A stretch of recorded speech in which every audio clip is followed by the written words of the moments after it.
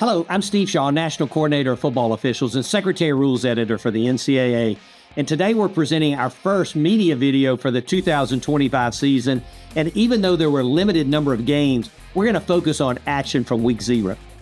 Now, we plan to release this video each Thursday during the season, and we'll feature game action from the previous week. And as a reminder, these videos are really not designed to be correct call, incorrect call type videos, but the intent is to inform and educate when it comes to rules interpretations, officiating mechanics, and standards of the game. And we'll highlight a couple rule changes in this first video. And good news from week 0, there were no targeting fouls enforced. So with that, let's get on into our plays. Our first play this week is a 2-play vignette highlighting our rule change that if a player presents as injured after the ball is spotted, that team will be charged a timeout. Now, the first play we see the quarterback steps up, throws complete, and the receiver is tackled by 2 defenders, one being number 9, and he's going to get up gimpy. He signals to the sideline and starts to come out, and then he's going to go down injured. And as we look again, the ball is spotted. It's down before number 9 goes down. So by rule, the clock is stopped for the injury timeout, and the defense will be charged a team timeout. And as we look one more time, as number 9 starts to head toward the sideline, we see a coach at the sideline. He's going to point to the ground multiple times. And I really don't see this as a feigned injury, but the team did get an advantage with the injury timeout, hence the rule requiring the team timeout to be charged. Now, on the second play, the offense throws, they get a short completion, and we see after the play, the offense is in the huddle, the ball is down, and a lineman starts to the boundary, gets to about the numbers, and then we see a coach. He comes out, points to the ground, and then the player is going to go down.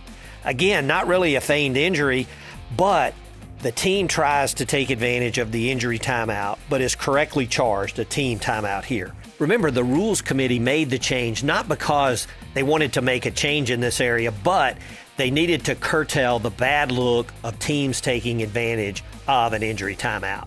It may take some time for our culture to catch up with the rule, especially at the sideline, but both plays were handled correctly by the crews. Play 2 highlights our eligibility rules, who can legally touch a forward pass. For offensive linemen, only the lineman on the end of the line of scrimmage and wearing an eligible number, a number other than 50 to 79, can legally touch or catch a pass. We see on this play, the quarterback's pass is batted up at the line of scrimmage by number 88 of the defense. And then number 74, he makes the catch and he tries to advance. Now, the catch by number 74 here on the offense is legal, even though he was not an eligible receiver at the snap. The rules go on to say that when the defender or an official touches a forward pass, all offensive players then become eligible receivers. So this is a play I'm sure number 74 for the offense will remember throughout his career. Play 3 is going to highlight another rule change for this year concerning instant replay. We see here it is 4th and 1, and we're going to get a direct snap to the quarterback. He drives for the first down. It is very close to the line to gain, and we see the headline judge coming in with a strong spot, and the ball is spotted just short of the line to gain. Now, this is very tight, and replay is going to stop the game to review the spot. And we're going to get a couple of excellent views, and both are very, very tight, but really there's nothing here that can definitively overturn the call on the field. Nothing is clear and obvious to overturn this, and we're going to get an announcement from our referee. After review, the ruling on the field is upheld. The runner was short of the line to gain. First down, Iowa State. Notice that going forward, the terms confirmed and or stands have now been replaced with upheld. No longer is replay required to use extra time to distinguish between confirm and stands. If they don't have clear and obvious evidence to overturn the ruling on the field, then the call is upheld and we keep the game moving. Play 4, we see the quarterback, he throws a quick slant, and defender number 26 collides hard with the receiver, and the pass is incomplete. Now, we get a flag thrown from our back judge for targeting a defenseless player. Now, it was a big collision, and as we know, replay will stop the game and review all targeting fouls. And replay must confirm all aspects of targeting for the foul to be upheld. And the three components for targeting a defenseless player are, number one, you have to have a defenseless player. Number two, you have to have forcible contact to the head or neck area of that defenseless player. And number three, you have to have an indicator of targeting. And as we go through the progression, the receiver is clearly defenseless here. And even though the defender gets his head to the side, there is forcible contact to the head of the defenseless player with the left shoulder of the defender. And as we evaluate the indicator, we see the defender, as he approaches the receiver, initially he's playing the ball. At the last moment, he begins to play the receiver, but there's no launch. He stays upright. He doesn't lead with the head. And you really just cannot confirm at 100% an indicator or attack. So targeting is properly overturned here. It's a big collision, but it's just not targeting. Play 5, we have a kickoff, and we see that the kick lands just outside the 5-yard line. It bounces high. The receiver then gives a fair catch signal and then possesses the ball at the 1-yard line. Now, by rule, this is not a fair catch.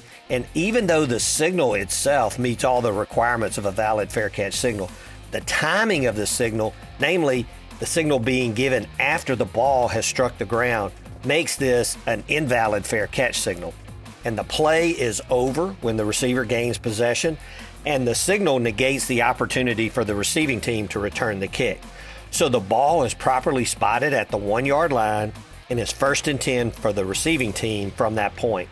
A very unusual play, but handled properly by the crew.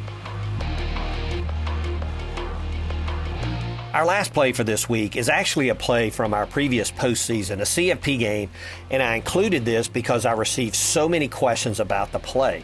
Now we've got 15 seconds remaining in the second quarter. The offense is going to attempt a last-second field goal. We see from the end zone view the kick is no good, and from the replay we see why it was short, as a defender did get just a couple of fingertips on the kick. But as we go back and look at the end zone view again and follow the ball, it lands in the end zone, then bounces up over the crossbar and between the uprights. And all the inquiries were, why was this field goal not good since it was over the crossbar and through the uprights? But by rule, the kick is good if it passes over the crossbar and between the uprights of the receiving team's goal before it touches a player of the kicking team or the ground. So this kick is no good. Well, that's it for our Week 0 plays. I appreciate your time invested in this video, and I hope you find these plays helpful. As we enter Week 1, this is probably the most exciting set of Week 1 games that I can ever remember. It's great to have college football back in full force. Best of luck to all.